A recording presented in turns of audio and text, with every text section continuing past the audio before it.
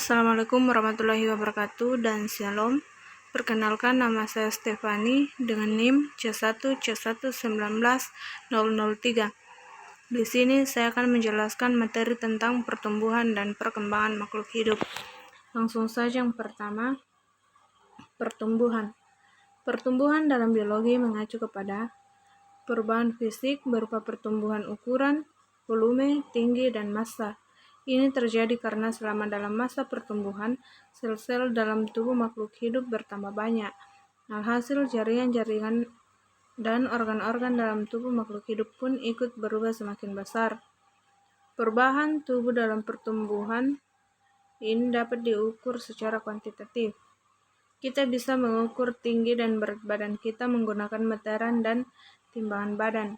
Pertumbuhan memiliki ciri yang sangat khas, yaitu bersifat irreversibel atau tidak bisa balik lagi seperti semula. Kemudian yang kedua, perkembangan. Berbeda dengan pertumbuhan, perkembangan tidak bisa dilihat dengan mata telanjang atau diukur dan ditimbang. Ini terjadi karena perkembangan dalam biologi mengacu kepada proses menuju kedewasaan, karena tidak bisa diukur dan ditimbang. Perkembangan cuma bisa diukur secara kualitatif. Maksudnya, kalau kamu perhatikan bayi yang baru lahir, bayi tersebut cuma bisa nangis, tapi begitu bayi tersebut memasuki usia atau 1-3 tahun, ia mulai lancar mengoceh. Inilah yang disebut sebagai perkembangan.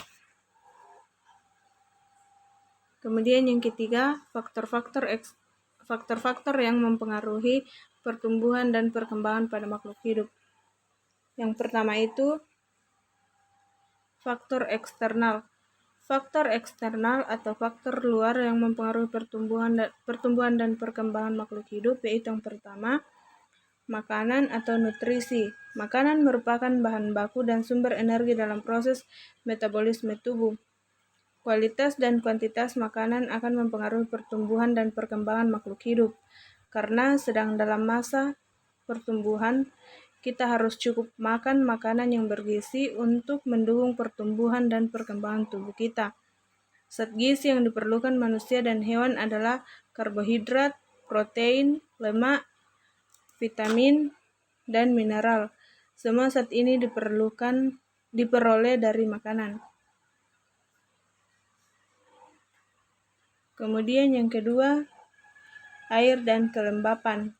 Air dan kelembapan merupakan faktor penting untuk pertumbuhan dan perkembangan. Air sangat dibutuhkan oleh makhluk hidup. Tanpa air, makhluk hidup tidak dapat bertahan hidup. Air merupakan tempat berlangsungnya reaksi-reaksi kimia di dalam tubuh. Tanpa air, reaksi kimia di dalam sel tidak dapat berlangsung sehingga dapat mengakibatkan kematian. Kelembapan adalah banyaknya kandungan uap air dalam udara atau tanah. Tanah yang lembab berpengaruh baik terhadap pertumbuhan tumbuhan. Kondisi yang lembab, banyak air yang dapat diserap oleh pertumbuhan dan lebih sedikit penguapan. Kondisi ini sangat mempengaruhi sekali terhadap pemanjangan sel. Kelembapan juga penting untuk mempertahankan stabilitas bentuk sel. Kemudian yang ketiga, suhu. Semua makhluk hidup membutuhkan suhu yang sesuai untuk menunjang pertumbuhan dan perkembangan. Suhu ini disebut suhu optimum. Misalnya, suhu tubuh manusia yang normal adalah sekitar 37 derajat Celcius. Pada suhu optimum, semua makhluk hidup dapat bertumbuh dan berkembang dengan baik. Hewan dan manusia memiliki kemampuan untuk bertahan hidup dalam kisaran suhu lingkungan tertentu. Kemudian yang terakhir, cahaya.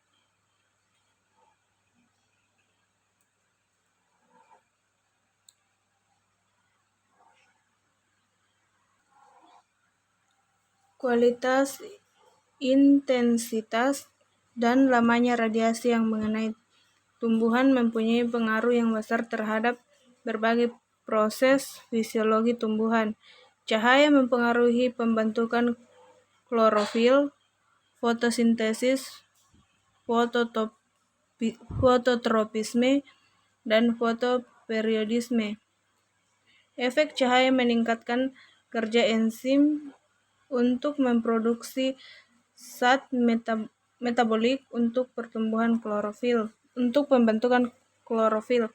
Sedangkan pada proses fotosintesis, intensitas cahaya mempengaruhi laju fotosintesis saat berlangsung reaksi terang.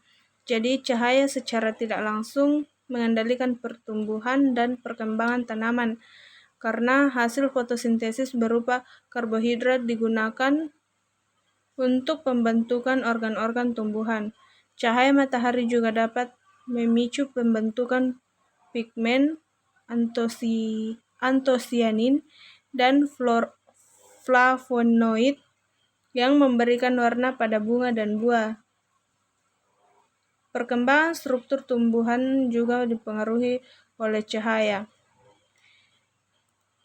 Efek fotomorgenesis ini dapat dengan mudah diketahui dengan cara membandingkan kecamba yang tumbuh di tempat terang dengan kecamba yang dari tempat gelap. Kecamba tumbuh di tempat gelap akan mengalami etiolasi atau pertumbuhan tumbuhan yang lebih cepat jika berada di tempat yang gelap.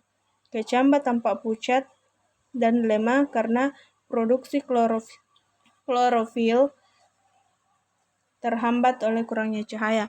Sedangkan pada kecamba yang tumbuh di tempat terang, daun lebih berwarna hijau, tetapi batang menjadi lebih pendek karena aktivitas hormon pertumbuhan auksin terhambat oleh adanya cahaya.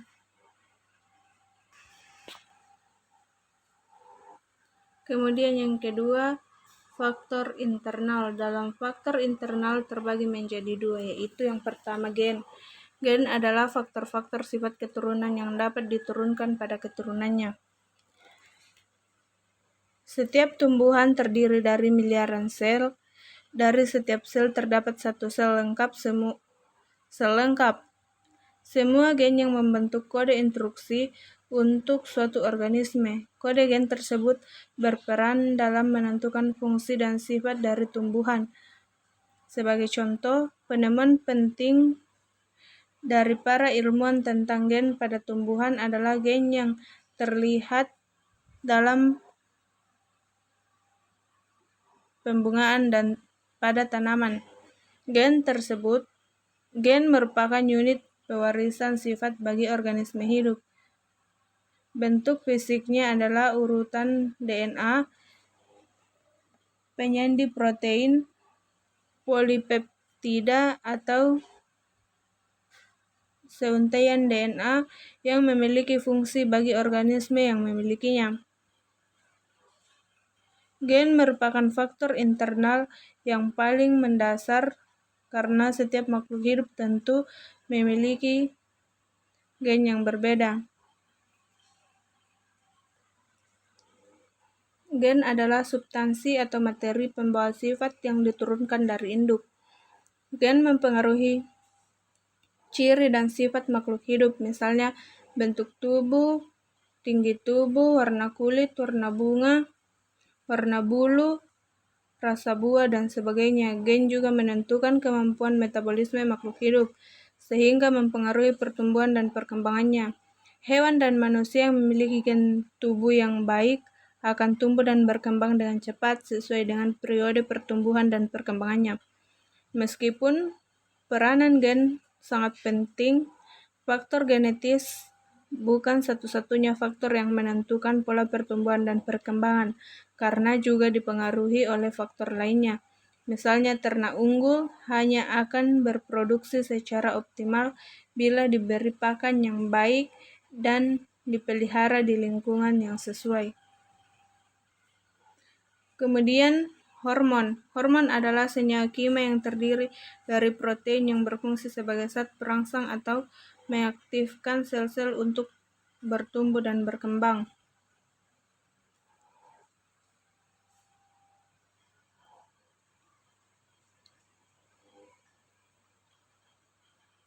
Hormon yang mempengaruhi pertumbuhan dan perkembangan pada makhluk hidup beragam jenisnya.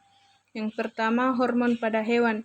Beberapa hormon pertumbuhan pada hewan adalah sebagai berikut. Yang pertama itu tiroksin.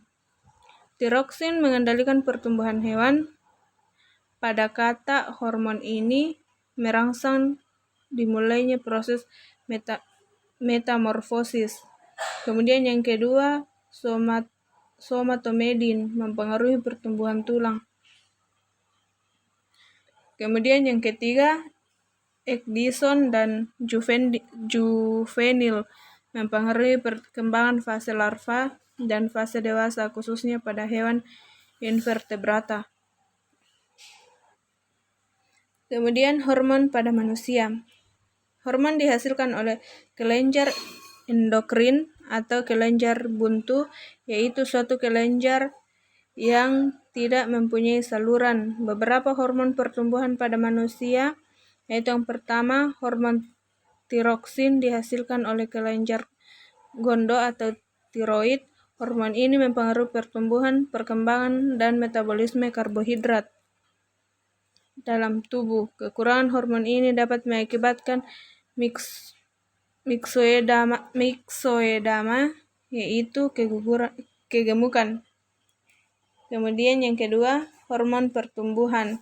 Hormon ini dihasilkan oleh hipofisis bagian depan. Hormon ini disebut juga hormon somatotropin atau STH. Peranannya adalah mempengaruhi kecepatan pertumbuhan seseorang. Seorang anak tidak akan tumbuh dengan normal jika kekurangan hormon pertumbuhan. Pada masa pertumbuhan, kelebihan hormon ini akan mengakibatkan pertumbuhan raksasa atau gigantisme. Sebaliknya, jika kekurangan akan menyebabkan kerdil atau kretinisme. Jika kelebihan hormon terjadi setelah dewasa, akan menyebabkan membesarnya bagian tubuh tertentu, seperti pada hidung atau telinga. Kelainan ini disebut akromegali. Kemudian hormon testosteron mengatur perkembangan organ reproduksi dan munculnya tanda-tanda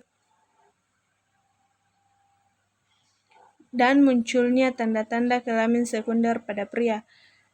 Kemudian yang terakhir, hormon estrogen atau progesteron mengatur perkembangan atau organ reproduksi dan munculnya tanda-tanda kelamin sekunder pada wanita. Itu saja materi dari saya. Sekian dan terima kasih.